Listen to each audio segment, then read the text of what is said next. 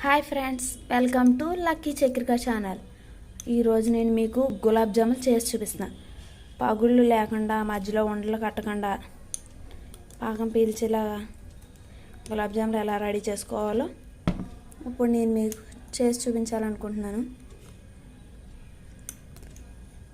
మీకు కనుక నచ్చితే మీరు కూడా ట్రై చేయండి. చూడండి, మధ్యలో ఉండలు లేకుండా ఇంకా పాకం పీల్చి ఎలా చేసుకోవాలో చూద్దాం. నేను ఆచి గులాబ్ జామ్ మిక్స్ తీసుకుంటున్నాను. ఇది ఎన్ని కప్పులు అయిందో చూద్దాం.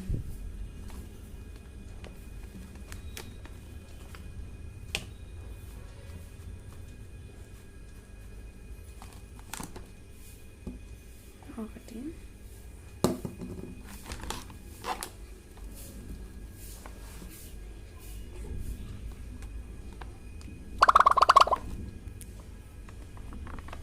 ఇది 175 గ్రామ్స్. నాకు 2 కప్స్ పూర్తిగా అవ్వలేదు, 1.5 కప్ అయింది. ఇప్పుడు దీంట్లో మనం కొద్దిగా వాటర్ వేసుకుంటూ ఉండలు రాకుండా కలుపుకుందాం. దీన్ని కొద్దిగా చాలా తక్కువ వాటర్ వేసుకుని ముద్దలా కలుపుకుందాం.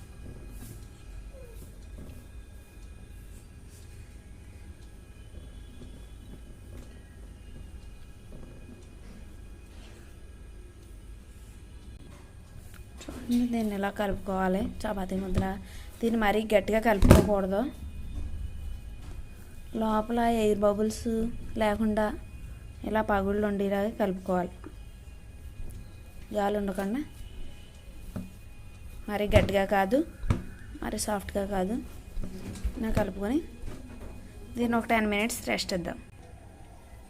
10 మినిట్స్ రెస్ట్ ఇచ్చాం కదా, ఇప్పుడు దీన్ని తీసుకుని మనం చిన్న బాల్స్లా చేసుకుందాం. గులాబ్ జాములు పెద్ద బాల్స్ చేసుకోకూడదు, ఎందుకు అంటే ఆయిల్లో వేస్తే మనకు పొంగుతాయి కదా, అందుకని ఇలా చిన్న సైజులో. చూడండి, దీన్ని విడదీస్తే లోపల ఇలా ఎయిర్ గ్యాప్స్ లేకుండా ఇలా పగుళ్ళ కింద ఉండాలి.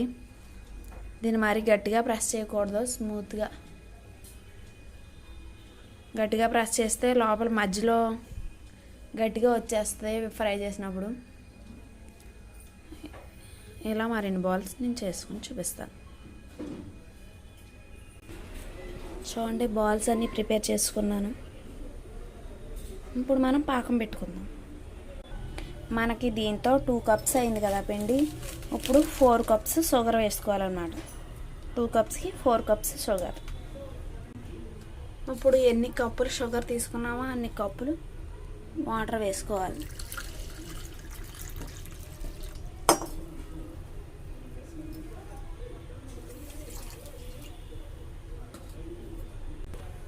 ఇప్పుడు స్టవ్ ఆన్ చేసి పాకం కరగనివ్వాలి. పాకం మెట్లలోకి మనం పక్క స్టవ్ మీద స్టవ్ ఆన్ చేసి డీప్ ఫ్రైకి ఆయిల్ తీసుకుందాం.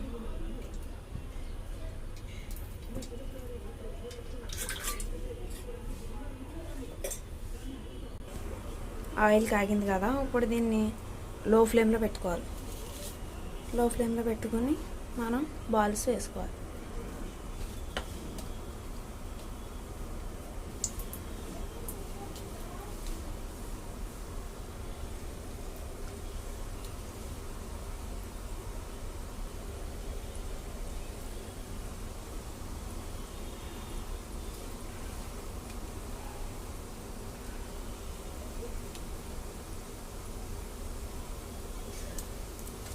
ఇప్పుడు దీన్ని ఒకసారి మనం ఇలా పట్టుకుని ఇలా లైట్గా కలపాలి. తర్వాత దీన్ని మీడియం ఫ్లేమ్లో పెట్టుకుని ఫ్రై చేసుకుందాం.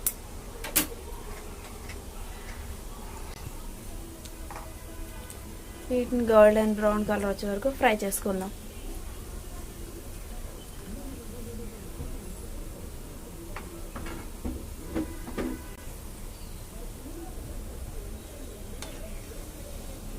చూడండి, ఇవి గోల్డెన్ బ్రౌన్ కలర్ వస్తాయి కదా, వీటిని మనం ఒక ప్లేట్లోకి తీసుకుందాం.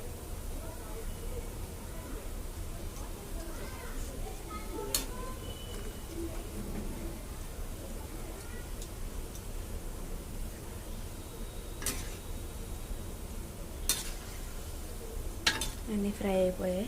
ఇప్పుడు వీటిని మనం ప్లేట్లో తీసుకుందాం. ఇప్పుడు మిగిలిన వాటిని కూడా లో ఫ్లేమ్లో పెట్టుకొని స్టవ్ వేసుకొని ఫ్రై చేసుకుందాం.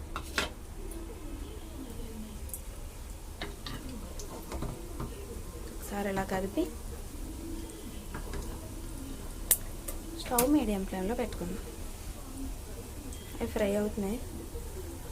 పాకం కూడా మరిగిపోయింది. ఇప్పుడు ఇందులో మనం కొద్దిగా స్పూన్ యాలకుల పొడి వేసుకుందాం.